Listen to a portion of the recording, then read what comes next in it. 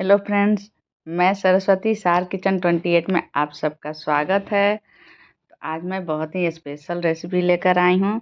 तो पूस का महीना आ गया है और पूस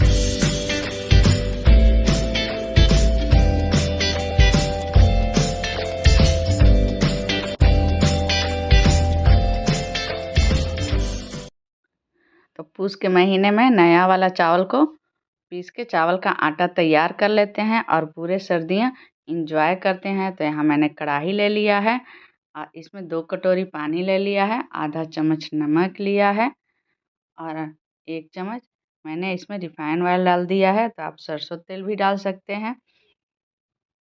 तो ये पानी यहाँ पे देखिए बॉयल हो चुका है। अब यहाँ पे 2 कटोरी मैंने पानी लिया था, ये चावल का आटा है। तो यहाँ पे 2.5 से 3 कटोरी हम चावल का आटा डाल लेंगे। अगर लास्ट में लगेगा कि पानी कम है तो लास्ट में डालेंगे, अभी ज़्यादा पानी नहीं लेंगे, नहीं तो हमारा जो डो है गीला हो जाएगा। और डाल के इसमें मिक्स कर देंगे और गैस को यहाँ पे बंद कर देंगे। अब यहाँ पे मिक्स हो चुका है तो इसे सॉफ्ट होने के लिए रख देते हैं ढक के। अब यहाँ पे कढ़ाई में मैंने 2 चम्मच सरसों तेल डाल लिया है और इसमें मूंगफली डाल लिया है। डाल के इसे अच्छे से भून लेंगे। तो मूंगफली यहाँ पे भून चुका है, इससे ज़्यादा नहीं भुनना है। तो इसे हम एक प्लेट में निकाल लेते हैं मूंगफली को। और ये जो पिट्ठा है ये खाने में बहुत ही टेस्टी लगता है। तो अब कढ़ाई में हम 1 चम्मच जीरा डाल लेंगे, 1 सूखी लाल मिर्च ले लेंगे और इसे अच्छे से चटकने देंगे। तो यहाँ पे जीरा और लाल मिर्च अच्छे से टक चुका है। अब यहाँ पे हरी मिर्च मैंने 2 बारीक काट लिया है। तो मिर्ची आप अपने तीखा के हिसाब से ले सकते हैं। और मिर्ची भी यहाँ पे भून चुका है। तो यहाँ 1 बड़े साइज का मैंने प्याज बारीक बारीक काट लिया है, ये ऐड कर लेंगे और इसे भी भून लेंगे। तो प्याज को यहाँ पे ज़्यादा नहीं भूनना है, ट्रांसपेरेंट होने तक भूनना है। तो यहाँ प्याज भून चुका है। अब मैंने यहाँ पे अदरक लहसुन का पेस्ट ले लिया है 1 चम्मच और इसे डाल के भून लेंगे। तो यहाँ पे अदरक लहसुन भी अच्छे से भून चुका है और प्याज भी इसी के साथ अच्छे से भून चुका है। कुछ स्पाइसेस मसाला ले लेंगे। तो मैंने 1 चम्मच कश्मीरी लाल मिर्च ली है, 1 चम्मच हल्दी पाउडर लिया है, 1 चम्मच धनिया पाउडर लिया है, आधा चम्मच काली मिर्च पाउडर लिया है और आधा चम्मच जीरा पाउडर लिया है, स्वाद अनुसार नमक। और इन सारी चीज़ों को हम अच्छे से मिक्स कर लेंगे। तो सारे मसाले यहाँ पे अच्छे से मिक्स हो चुके हैं। यहाँ पे मैंने 5 आलू लिया है, इसे अच्छे से बॉयल कर लिया था और इसे इस तरह से मैश करके डाल देंगे। ज़्यादा बारीक नहीं मैश करना है क्योंकि भूनने टाइम जैसे भूनते जाएंगे तो थोड़ा थोड़ा आलू को दबा के मैश करते जाएंगे। इन मसालों के साथ हम आलू को भून लेंगे और इसी तरह से हल्के दबाते जाएंगे। जो बड़े बड़े आलू हैं वो मैश होकर थोड़ा छोटे छोटे हो जाएं। तो देखिए आलू का फीलिंग यहाँ पे भून के अच्छे से तैयार हो चुका है। अब यहाँ पे हम डालेंगे आधा चम्मच काला नमक, इससे बहुत अच्छा टेस्ट आता है, और 1 चम्मच आमचूर पाउडर। और यहाँ पे जो मूंगफली हमने भून के रखा था वो ऐड कर देंगे और बारीक कटा हुआ धनिया पत्ता, और ये सारी चीज़ों को मिक्स कर देंगे। और गैस को मैंने यहाँ पे बंद कर दिया है। तो सारी चीज़ें यहाँ पे अच्छे से मिक्स हो चुकी है। अब यहाँ पे हम इसे ठंडा होने के लिए फिलिंग को रख देंगे। तो यहाँ पे मैंने ले लिया है एक बॉल और जो आलू का मसाला है हम इस बॉल में ट्रांसफ़र कर लेंगे। तो इस पिट्ठा को पूस के महीने में बिहार में पूस पिट्ठा कहते हैं। तो पूस महीने में पिट्ठा का बहुत ही ज़्यादा महत्व है। आपके यहाँ इसे क्या कहते हैं कमेंट बॉक्स में ज़रूर लिखिएगा। तो हम इधर चावल का आटा जो पानी के अंदर भिगो के रखे थे सॉफ्ट होने के लिए, इसे एक बर्तन में ट्रांसफ़र कर लेते हैं। ये ठंडा हो चुका है। अब मैंने एक कटोरी में पानी ले लिया है। तो थोड़ा थोड़ा हाथ गीला करके इसे अच्छे से गूँथ लेंगे। अगर हाथ में लगे कि ये चिपक रहा है तो थोड़ा सा हम हाथ में रिफाइंड ऑयल या सरसों ऑयल ले लेंगे। उससे क्या है कि चिपकेगा नहीं। और इसे अच्छे से गूँथना है ताकि ये अच्छे से सॉफ्ट हो जाए। नहीं तो अच्छे से अगर नहीं गूँथाएगा तो पिट्ठा जो है गढ़ने टाइम टूटने लगेगा। तो देखिए डो को मैंने बहुत ही सॉफ्ट गूँथ के तैयार कर लिया है और हाथ में अब हल्का सा हम तेल लगा लेंगे ताकि यह चिपकेगा नहीं। अब हम यहाँ पे इस तरह से मीडियम साइज का गोला बना लेंगे और गोला देखिए कितना अच्छे से बन चुका है।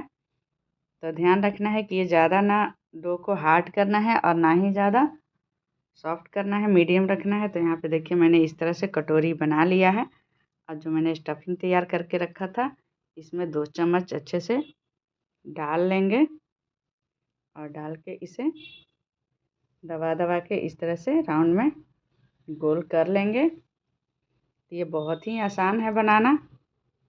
और देखिए मैंने इस तरह से हल्के हल्के चारों तरफ से दबा के मैंने गोल कर लिया है। इसके ऊपर के पोर्शन को काट के निकाल देंगे और निकाल के इस तरह से दबा के और दोनों हाथों से देखिए इस तरह से डिज़ाइन बनाएंगे। तो बिहार में जो पिट्ठा बनता है ना, इसी तरह से डिज़ाइन बनाते हैं। तो देखिए ये कितना सुंदर लग रहा है देखने में। इसी तरह से हम दूसरा भी बना के आपको दिखाते हैं।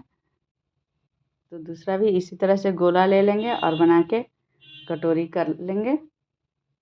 तो बिहार में इसे पिठा बोलते हैं और यूपी में इसे फरा बोलते हैं। तो आप इसे क्या बोलते हैं कमेंट बॉक्स में ज़रूर लिखिएगा।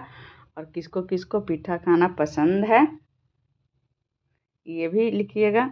तो देखिए दूसरा कटोरी भी मैंने इसी तरह से बना के और भर के मैंने तैयार कर दिया है। और इसी तरह से सारे पीठे को मैं बना के तैयार कर लूँगी। तो अगर आपको इस तरह का डिज़ाइन नहीं बनाने आता है तो दूसरा डिज़ाइन भी मैं आपको बता दूँगी कि कैसे बनाना है। और पिट्ठा जो है खाने में बहुत ही टेस्टी लगता है। हमारे घर में तो बच्चे बड़ों सबको बहुत ही पसंद है पिट्ठा। तो यहाँ पे देखिए मैंने सारे पीठे गढ़ के तैयार कर लिए हैं। अब मैं गोल वाला कैसे बनता है वो भी आपको बना के दिखाती हूँ। तो उसी तरह से गोला करके कटोरी कर लेना है और उसी तरह से फिलिंग को भर लेना है और चारों तरफ से दबा दबा के गोले को बना लेना है। तो आप चाहें तो ऊपर वाला काट भी सकते हैं, नहीं तो इसी में रख के यहाँ पे दबा के इस तरह से गोला बना लीजिए। तो ये बनाना बहुत ही ईजी है। अगर लंबा वाला नहीं आपसे बन रहा है तो गोल वाला बना लीजिए। तो देखिए सारे पिट्ठा को मैंने गढ़ के तैयार कर लिया है, गोल वाला भी और लंबा वाला भी। अब चलते हैं गैस के तरफ। तो मैंने एक कढ़ाई में पानी ले लिया है। तो यहाँ पे पानी का मेजरमेंट नहीं करना है, ऐसे ही ले सकते हैं। और इसमें मैंने आधा चम्मच नमक डाला है और 2 छोटी चम्मच मैंने इसमें रिफाइंड डाल दिया है ताकि जब पिट्ठा बॉयल होगा ना तो एक दूसरे में चिपकेगा नहीं, बिल्कुल अलग अलग रहेगा। तो पानी में अच्छे से बॉयल आ गया है। अब हम इसमें पिट्ठा को डाल देंगे। तो स्टार्टिंग में 2 से 3 मिनट हम हाई फ्लेम पे रखेंगे ताकि इसके अंदर डालने के बाद अच्छे से बॉयल आ जाए।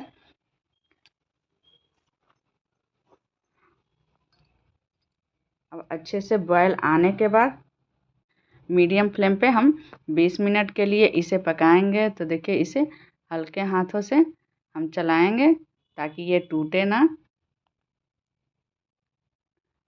और ये देखिए कितना अच्छा दिख रहा है पीठा और बिल्कुल टूटा भी नहीं है एक भी। तो इसी तरह से किनारे से हल्के हल्के चलाते रहिए इसे बीच बीच में। तो यहाँ पे पीठा जो है बनके तैयार हो चुका है। तो अब हम लेते हैं एक प्लेट और उसमें पीठा को निकाल लेते हैं। तो देखिए जो पीठा हमारा कितना सुंदर सुंदर दिख रहा है, बिल्कुल टूटा नहीं है। तो हम सारे पीठे को निकाल लेंगे। और जो गोल वाला हमने बना के रखा था तो इसी पानी में, दूसरा पानी नहीं डालना है, इसी पानी में हम गोल वाले पीठा को भी डाल देंगे और डाल के इसे भी 20 मिनट मीडियम फ्लेम पे पका लेंगे। तो ये देखिए हमारा सुपर डुपर पीठा बनके तैयार है और इसे देख के ही मुंह में पानी आने लगता है खाने के लिए। और देखिए गोल वाला भी पीठा यहाँ पे तैयार हो चुका है। तो इसे टोमेटो केचप या हरी चटनी के साथ आप सर्व कर सकते हैं। तो ये बिना चटनी का भी खाने में बहुत टेस्टी लगता है। देखिए इसे तोड़ के दिखाते हैं और ये बिल्कुल मुलायम देखिए पीठा बना है। आहा कितनी अच्छी खुशबू आ रही है इसमें से। तो हमारा वीडियो कैसा लगा कमेंट बॉक्स में ज़रूर लिखिएगा। और आप लोग कौन कौन से शहर से हमारा वीडियो देख रहे हैं ये भी लिखिएगा। अगर आप मेरे चैनल पे नए हैं, आपने सब्सक्राइब नहीं किया है तो प्लीज़ मेरे चैनल को सब्सक्राइब कर दीजिएगा। फिर मिलते हैं नए वीडियो के साथ, तब तक के लिए बाय।